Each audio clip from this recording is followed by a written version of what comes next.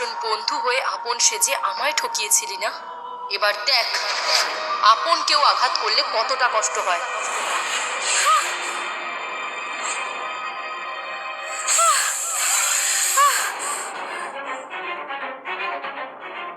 আমার নিজের সাপেরাই আমাকে কেন কামড়াচ্ছে? তোর মতো ডাইনিদের নিজের বলতে কেউ থাকে না। আমার মাসিকেও অনেক যন্ত্রণা দিয়েছিস তুই। এবার কেমন লাগছে?